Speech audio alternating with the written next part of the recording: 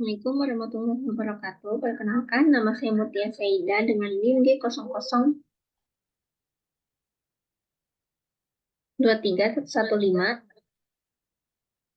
dari kelompok A7. Hari ini saya akan menjelaskan mengenai laporan anatomi di log 2.3.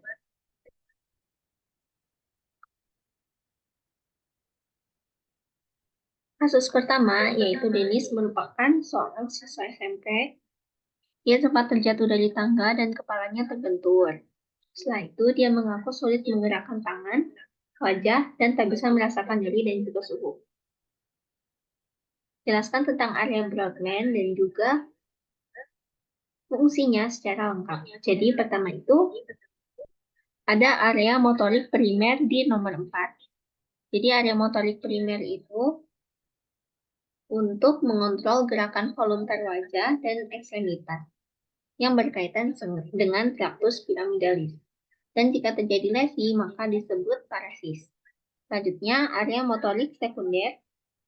Di area motorik sekunder itu area nomor 6. Di area ini itu fungsinya adalah untuk mengendalikan gerakan volunter yang berkaitan dengan traktus ekstrapiramidalis. Dan jika terjadi lesi, maka namanya apraksia. Nah, terus untuk area selanjutnya itu ada area 312 yang letaknya itu pada pos centralis. Area 312 itu adalah area sensorik primer. Jadi area sensorik primer itu mengenali sumber, kualitas, dan juga kuantitas dari suhu, nyeri, dan juga tambah tekan. Selanjutnya, area nomor 43. Area 43 itu area sekitar sini. Ini tuh area gustatorik. Jadi area gustatorik itu mengenali rasa melalui indera pengecapan. Selanjutnya, area 4445 atau area Broadman. Area ini, yang mana area Broadman ini merupakan area bicara motorik. Bukan Broadman, area Broca. Area Broca itu area bicara motorik, jadi dia itu mengontrol aspek bicara yang primer. Terus area 39, 40, dan juga 22. Ini tuh merupakan area bicara sekunder atau area Wernicke. Jadi ini tuh untuk kayak mengolah, memahami, dan juga interpretasi bahasa baik lisan maupun tulis. Dan jika terjadi lesi pada area Broca, itu nggak bisa ngebuat orang itu paham akan isi pembicaraan. Terus auditory primer. Auditory primer itu area 4142. Dan sekitar sini lah ya. Nah, area 41422 ini itu berarti untuk menerima rangsang suara, terus jika terjadi lesi, maka akan terjadi penurunan pendengaran. Terus auditory sekunder, nomor 22, ini untuk interpretasi dan juga asosiasi pendengaran. Dan jika terjadi lesi, maka terjadi afasia, maka disebut afasia Wernicke. Kemudian area visual primer, nomor 17, ini itu untuk kemampuan dalam menerima rangsang cahaya. Dan jika terjadi lesi, maka muncul hemianopsia homonim kolateral. Selanjutnya, itu area visual sekunder, itu nomor 18 dan juga 19.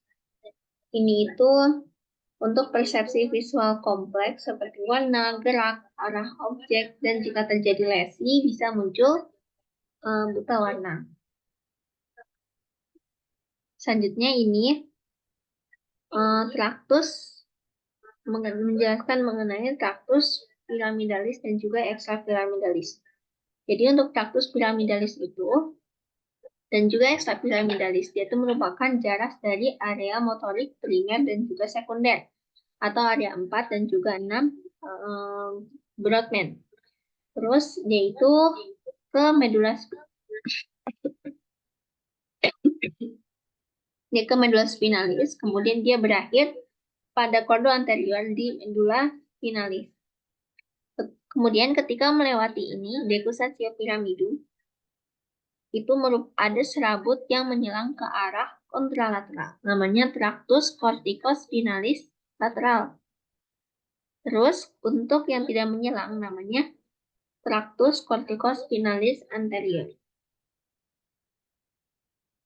Nah, untuk tractus extrapyramidalis itu tuh fungsinya sebagai pengendali aktivitas motorik yang mana itu tuh dibuat sama korteks motorik cerebri dan juga tractus pyramidalis. Dan fungsinya itu adalah untuk menunjang fungsi dari tractus pyramidalisnya. Nah, dia tuh terdiri dari apa aja? Terdiri dari tractus vestibulospinalis. Tractus vestibulospinalis ini itu fungsinya untuk keseimbangan dan juga tonus otot. Selanjutnya, tractus reticulospinalis ventrolateral, yaitu asalnya dari pons. Iya, reticulospinalis. Kemudian, reticulospinalis lateralis, yaitu yang berasal dari medula oblongata.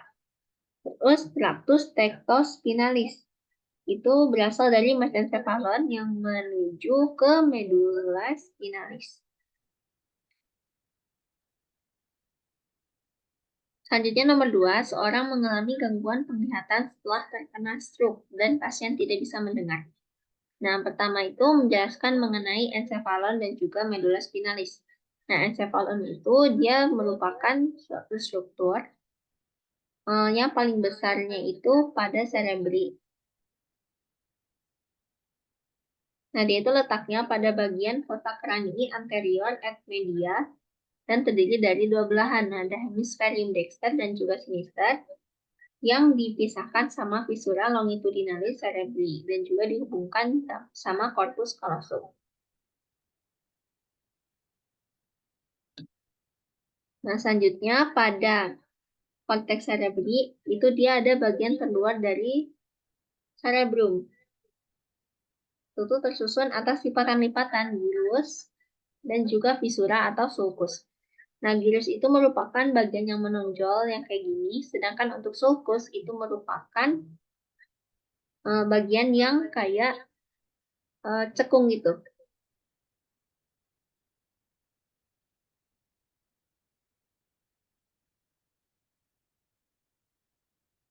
Bentar, kameranya.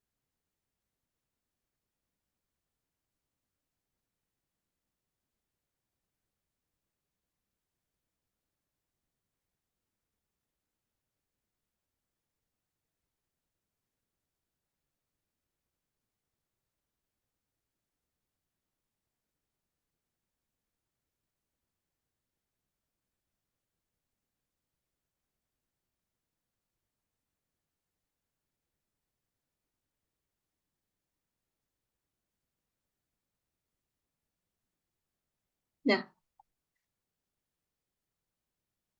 jadi sebelum itu di cerebri itu dia terbagi menjadi 6 lobus. Ada lobus frontalis, nih, kemudian lobus parietalis, temporalis, dan juga lobus occipitalis.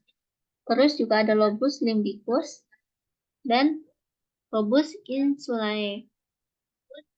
Lobus insulae itu dia letaknya nggak kelihatan dan dia itu di dasar visura lateralis cerebri dan tertutup oleh gyrus frontalis inferior.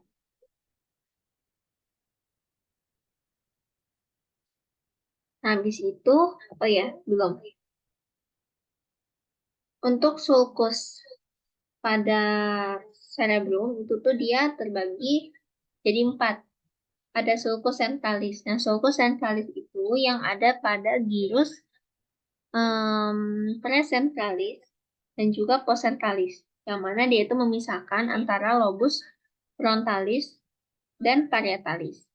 Nah, selanjutnya sulcus lateralis cerebri sylvi atau viscera sylvi yang memisahkan lobus temporalis dari lobus frontalis dan juga parietalis. Frontalis dan parietalis dengan temporalis. Selanjutnya ada sulcus parietal occipitalis, itu yang memisahkan lobus parietalis dan juga lobus occipital. Lobus parietalis dan occipital. Terus sulcus calcarina itu yang ada pada facies medial hemispherium cerebri, yang dia itu berawal dari bagian bawah ujung posterior corpus callosum sampai ke polus occipital. Habis itu dia banyak mengandung korteks visual primer.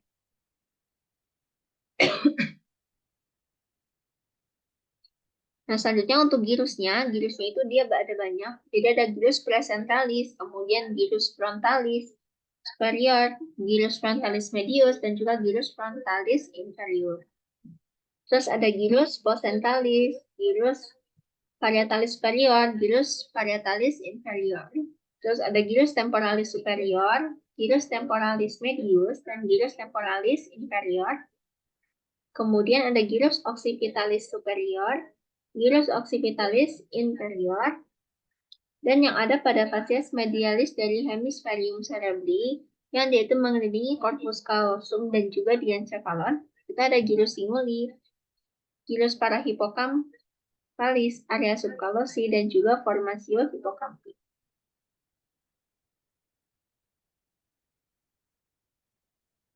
Terus untuk gyrus yang lainnya juga itu yang ada pada dasar dari sulcus lateralis cerebri sylvi.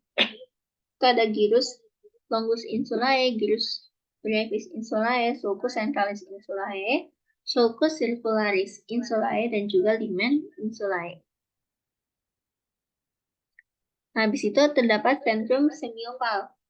Ventrum semioval itu merupakan serabut saraf yang bermielin dan juga berneuroglia yang berada di substansi alba. Nah, itu tuh dia terbagi menjadi kapsula interna, corona radiata, dan juga radiatio optica. Kapsula interna itu dia terbagi menjadi crus anterius, genu, dan juga crus posterior. Nah, ini kapsula interna yang crus anterius itu yang memisahkan antara nucleus caudatus dengan lentiformis. Nucleus caudatus dengan lentiformis, kemudian crus posterior itu yang memisahkan thalamus dengan nucleus caudatus. Selanjutnya ada ada genu, itu merupakan suatu pertemuan crus anterius at crus posterius. Ini kapsul internal genu itu di sini. Ini yang crus anterius dan juga ini yang crus posterius.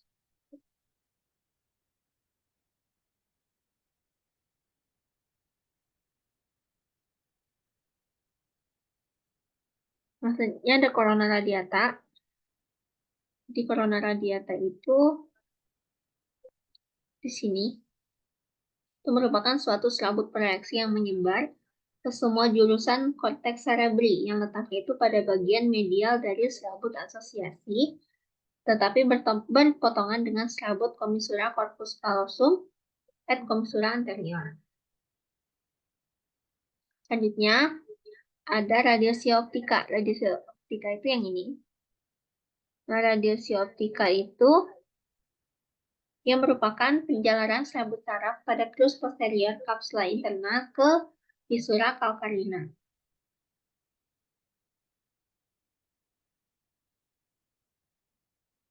Nah, selanjutnya itu ada medulla spinalis. Medulla spinalis itu dia terbagi menjadi struktur interna dan juga struktur eksterna. Nah, untuk struktur eksterna, itu tuh terdiri dari visura mediana anterior, sulcus mediana posterior, sulcus anterolateralis yang merupakan tempat keluarnya dari radix anterior atau radix efferent atau radix motorik. Kemudian sulcus posterolateralis itu merupakan tempat keluarnya dari radix posterior atau radix afferent atau radix sensorik. Kemudian untuk struktur internanya, itu terdapat substansi alba yang warnanya itu putih karena isinya itu merupakan serabut saraf yang terselubung sama mielin. Terus dia terbagi jadi 3, ada funiculus anterior, funiculus lateral, dan juga funiculus posterior. Kemudian substansi glisea itu warnanya abu-abu karena dominan sama badan sel saraf yang di tengahnya itu ada kanal centralis yang kemudian akan berisi LCS sampai ke ventriculus terminal.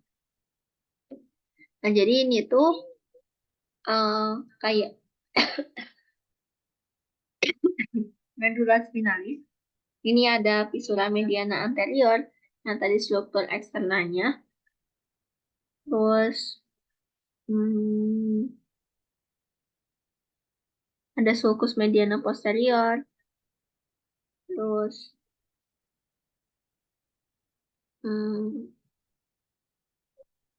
udah yang terlihatnya cuma itu. Untuk sulcus anterolaterales dan juga sulcus posterolaterales tidak terlalu terlihat. Nah, selanjutnya untuk struktur internanya, jadi dia tuh kan substansi albanya itu luar, sedangkan substansi gliseanya itu yang dalam. Jadi dia abu-abu, kalau itu putih.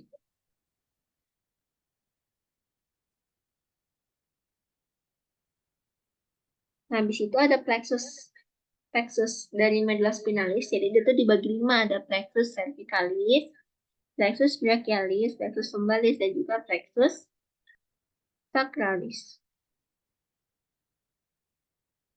Dan terakhir, itu ada tambahan dari plexus coccygeus.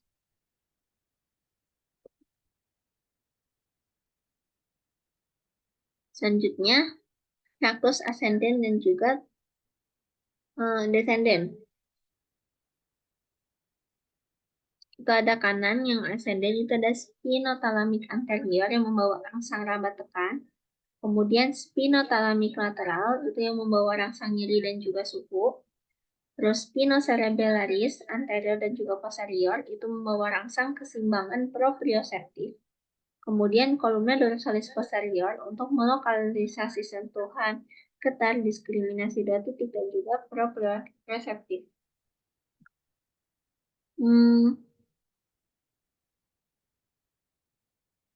Ini plexus spinothalamicus lateral. Kemudian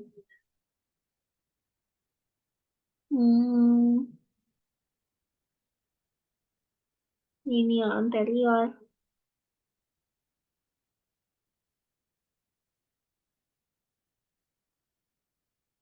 Terus kalau yang kiri descendant itu ada tractus corticospinalis anterior dan lateral. Kebalik berarti. Harusnya yang tadi itu kiri descendant.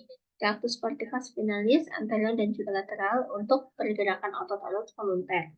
Kemudian tractus rubrospinalis yang merupakan tractus extrapyramidalis yang memiliki fungsi untuk koordinasi gerakan otot kontralateral. Selanjutnya tractus tectospinalis merupakan tractus extrapyramidalis yang fungsi itu adalah refleks pada lengan, respon terhadap peringatan, pendengaran maupun kulit. Kemudian tractus extrapyramidalis itu fungsinya adalah untuk mempertahankan keseimbangan dan juga koordinasi gerakan kepala dan juga mata.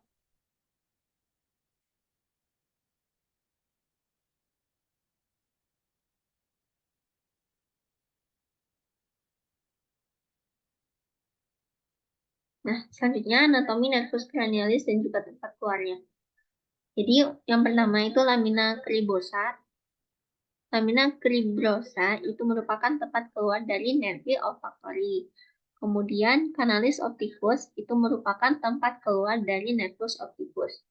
Kemudian visura orbitalis superior itu merupakan tempat keluar dari nervus oculomotorius, nervus abducens pada bagian medial, kemudian lateralnya itu nervus trochlearis.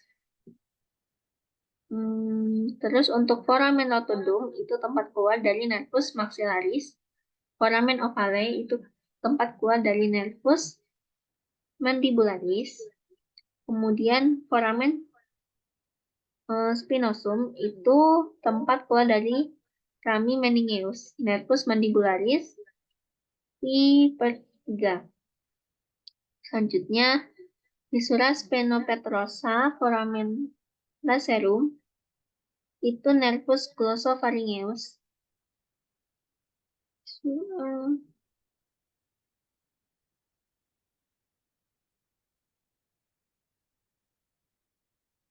Spenopetrosa yang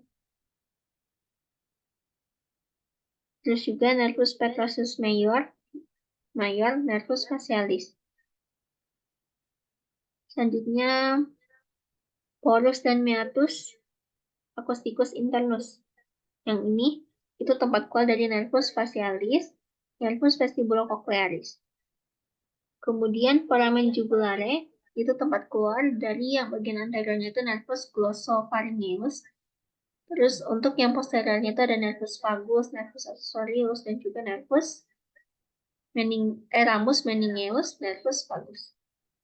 Kemudian kanalis nervi hipoglossi itu tempat keluar dari nervus hipoglossus. Nah, selanjutnya circulus arteriosus Willisii. Jadi untuk circulus arteriosus Willisii itu pertama yaitu dari arteri karotis interna.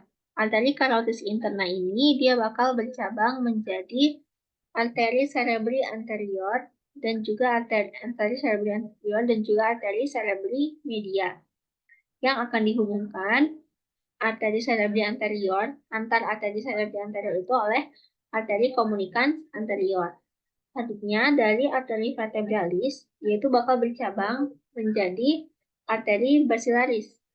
Dia tuh bakal melanjutkan diri dulu menjadi arteri basilaris yang kemudian akan bercabang menjadi arteri cerebri posterior. Arteri cerebri posterior ini itu akan menyatu lewat arteri komunikans posterior. Jadi arteri cerebri posterior itu dengan arteri komunikans posterior akan berhubungan dengan arteri cerebri media. Nah, untuk perjalanan sinar melalui anatomi media refrakta sampai ke otak, jadi pertama itu sebanyak 40 sel batang itu dia menyampaikan sinyal ke satu sel bipolar batang. Kemudian informasi tersebut yang disampaikan secara langsung lewat sel amakrin ke sel ganglion. Habis itu terdapat rantai intraretinal dari keempat neuron bagi sel batangnya. Terus akson sel ganglion itu dia bakal menuju nervus opticus ke chiasma opticum. Tempat serabut dari pars nasalis retina menghilang ke sisi yang berlawanan. Terus serabut dari pars temporalisnya itu nggak menghilang. Nah, habis chiasma itu dia terdapat tractus opticus yang mengandung serabut-serabut pembawa informasi visual dari lapang pandang kontralateral. Terus bagian utama serabut yaitu radix lateralis itu dia bersinap pada corpus geniculatum lateral. Terus beberapa serabut radix medialis itu dia bercabang sebelum mencapai CGL atau corpus geniculatum lateral dan terproyeksi ke dalam area pretektalis, colliculus superior, dan ke dalam hipotalamus. Radiasi optika graviolet muncul dari corpus geniculatum lateral dan akan terproyeksi ke dalam regio yang ada di sekitar sulcus calcarinus ke area 17 dan juga 18 dari cortex cerebri atau area striata.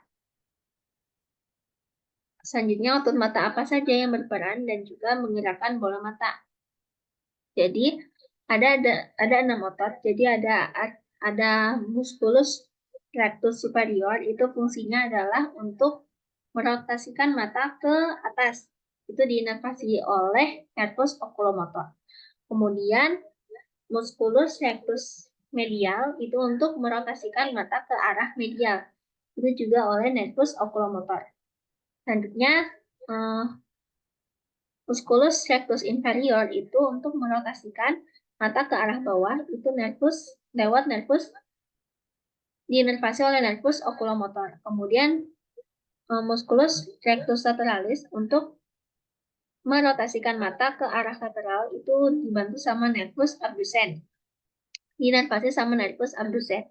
Kemudian musculus obliquus superior itu untuk rotasi secara medial oleh inervasi dari nervus trochlearis. Kemudian musculus obliquus inferior untuk rotasi secara lateral oleh nervus oculomotor. Selanjutnya perbedaan saraf simpatis dan juga saraf parasimpatis.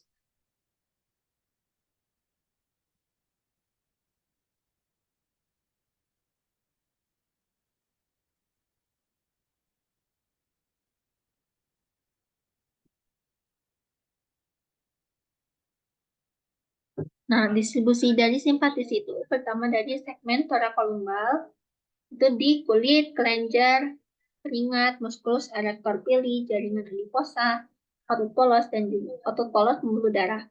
Untuk parasimpatis itu segmen kraniosakral, itu terbatas pada kepala dan juga organ dalam dada, perut dan panggul, dan juga beberapa pembuluh darah. Kemudian, untuk lokasi preganglion, itu ada cornum lateralis atau nucleus intermediolaterales, cornum lateralis, medulla spinalis. Segmen medulla spinalis segmen T1 sampai L2, kemudian ke ganglia terbungkus simpaticus atau ganglion prevertebralis. Untuk parasimpatisnya, nukleus saraf kranial 3, 7, 9, dan juga 10, dan juga substansi grisea medulla spinalis segmen S2 sampai S4 ke ganglion terminal. Untuk panjang aksonnya, neuron preganglion itu punya akson yang pendek dan neuron postganglion itu punya akson yang panjang. Terus untuk parasimpatis, neuron preganglionnya itu punya akson yang panjang dan untuk postganglionnya itu aksonnya pendek. Untuk neurotransmitter, neuron preganglioniknya itu melepaskan ACH. Untuk postganglion itu melepaskan norepinefrin. Sedangkan parasimpatis, preganglion dan juga postganglion itu dia ngelepasin ACH. Untuk efek fisiologisnya, untuk simpatis itu fight or flight, sedangkan untuk parasimpatis itu rest and digest, breathe and take a poop. Selanjutnya, modalitas saraf kranial. Jadi, saraf kranial itu pertama, dia itu ada general somatic efferent atau GSE.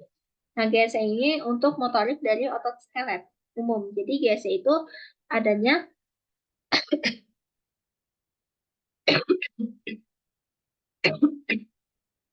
biasanya untuk inervasi dari kayak gerakan secara motorik kayak buat otot skelet itu. Nah, kalau GPE, General Visceral Efferent, yaitu otonom parasimpatis. Contohnya kayak kelenjar dan juga pupil. Jadi kalau ya gitulah. Terus untuk SVA itu Special Visceral Efferent, itu motorik untuk otot skelet yang asalnya itu dari arcus brachialis. Contohnya kayak otot pengunyah, mimik, terus musculus sternocleidomastoid, terus dan juga musculus trapezius, dan juga musculus taring maupun faring. Kemudian GVA itu General Visceral Afferent untuk sensorik umum yang ada pada organ visceral, seperti untuk nyeri, suhu, dan juga raba tekan. Terus SVA, Special Visceral Afferent, yaitu sensorik untuk indera khusus, derivat dari GIT, untuk penciuman dan juga pengecap, dan juga ada hubungannya sama makanan. Terus kalau GSA itu General Somatic Afferent, itu dia sensorik untuk tubuh, kayak nyeri, suhu, raba, dan juga tekan. Nah, SSA, Special Somatic Afferent, yaitu sensorik untuk indera khusus dari tubuh, Jadi dia itu untuk visual, keseimbangan, pendengaran, dan bedanya sama SVA itu dia tidak ada hubungannya sama GIT. Nah, untuk nervus olfactorius, dia itu modalitasnya itu adalah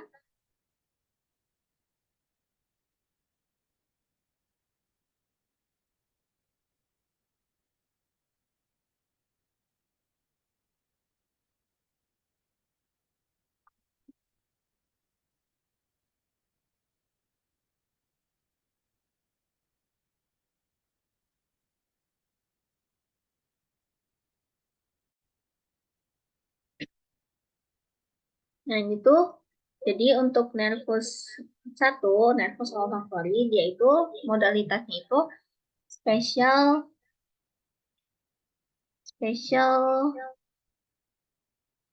visceral somatik. Spesial visceral sensory, maaf. Jadi dia itu untuk mencium. Atau kalau di sini itu bahasa Indonesianya itu spesial visceral afferent.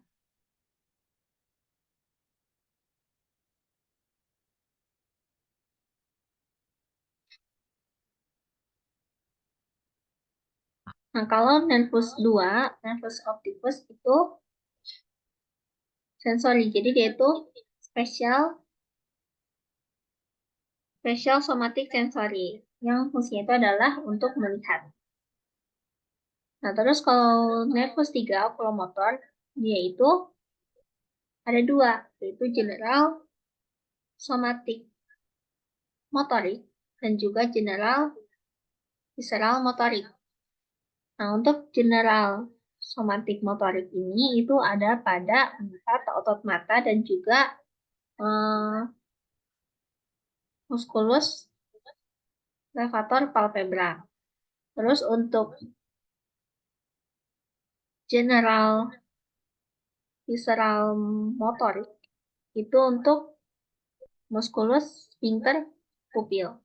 Kemudian untuk nervus 4 atau nervus trochlearis itu modalitasnya itu adalah general somatic motorik yang fungsinya itu adalah untuk superior oblique. Jadi kayak musculus obliquus superior yang berfungsi juga pada mata.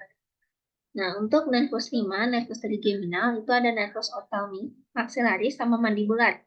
Itu ada GSS, superior GSS itu general somatic sensory, itu pada kepala, terus juga pada dahi dan juga hidung. Terus maxillaris itu juga sama pada pipi, kemudian kantong mata, terus juga gigi atas dan juga palatum.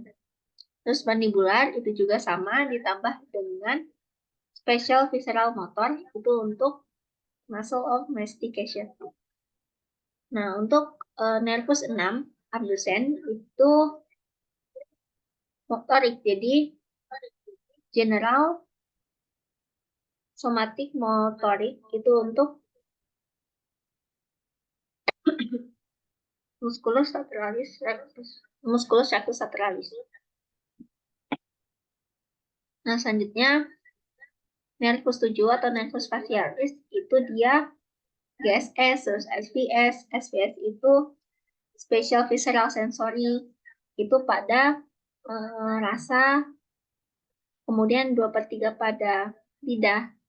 Terus untuk GSM itu general somatic motorik itu otot pada wajah. Terus general visceral motorik itu kayak kelenjar lacrimal, submandibular, terus sublingual dan juga kelenjar mukosa pada mulut dan juga hidung. Kemudian nervus 8 vestibulococlear itu somatic sensor somatic spesial somatic sensory itu untuk mendengar dan juga keseimbangan.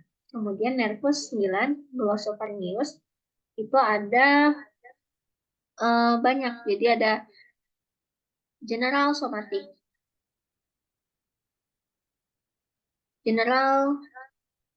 somatic sensory, kemudian general visceral sensory, spatial visceral sensory, general visceral motorik, spatial visceral motorik.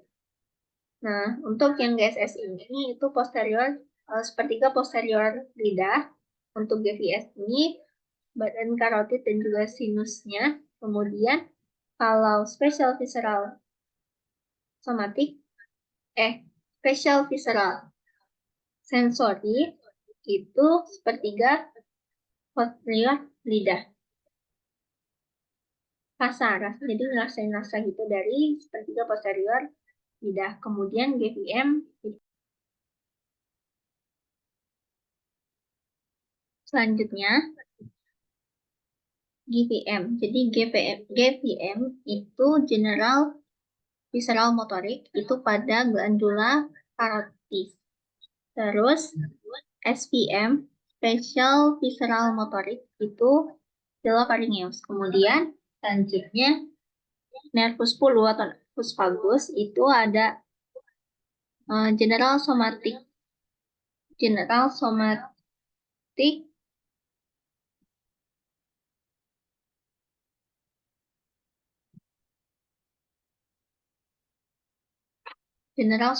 sensory, terus general visceral sensory, special visceral sensory, kemudian general visceral motorik dan special visceral motorik.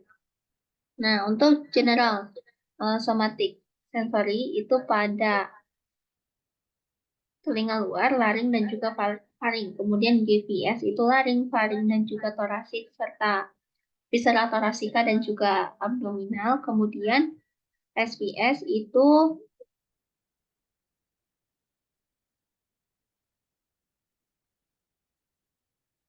rasa yang ada di epiglotis. Kemudian GVM itu otot polos pada faring, laring dan juga GIT. Terus SVM itu banyaknya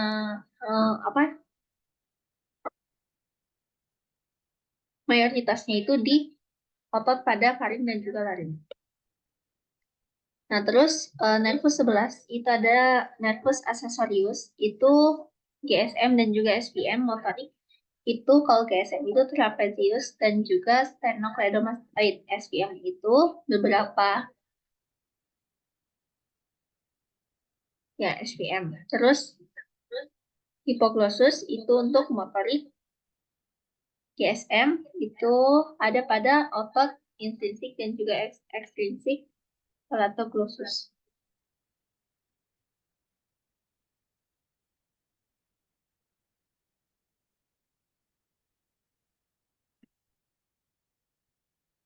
Nah, sekian dari saya. Wassalamualaikum warahmatullahi wabarakatuh.